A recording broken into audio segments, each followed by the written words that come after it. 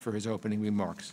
Thank you, Mr. Chairman. Today our committee will mark up 3 important bills and 2 resolutions, the Cyber Diplomacy Act, which I introduced with you, Mr. Chairman. I want to thank you for working with me on that. It takes several steps to support an open and secure cyberspace.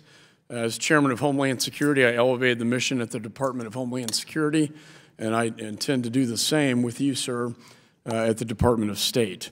It establishes an ambassador at large to lead the state's cyber diplomacy efforts, outlines an international cyber policy to advance democratic principles and reject Russian and Chinese attempts to control and censor the Internet.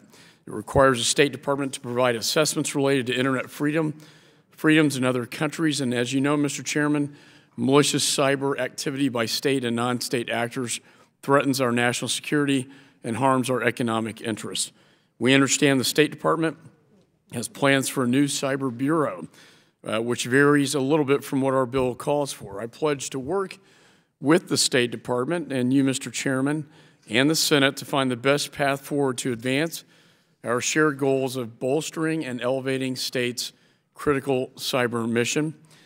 I also want to thank Mr. Fitzpatrick and Mr. Keating for their bipartisan bill, the End Banking for Human Traffickers Act, which will help address the scourge of human trafficking. This bill will help choke off traffickers' access to financial systems. It's time we put an end to this modern-day form of slavery once and for all. We're also marking up the Crimea Annexation Non-Recognition Act. This bill clearly states that America will not recognize Russian sovereignty over Crimea. Doing so would condone Russia's belligerent behavior towards its neighbors. Vladimir Putin needs to understand that we will not tolerate this kind of aggression in Crimea or anywhere else in the world. And that is also why today's resolution condemning the assassination of Boris Nemtsov is also important. We cannot be silent when political opponents are targeted for supporting democratic reforms.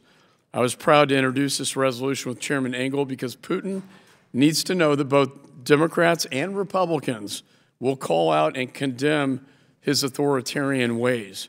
And finally, we must continue to stand united in our fight against Islamist terrorism.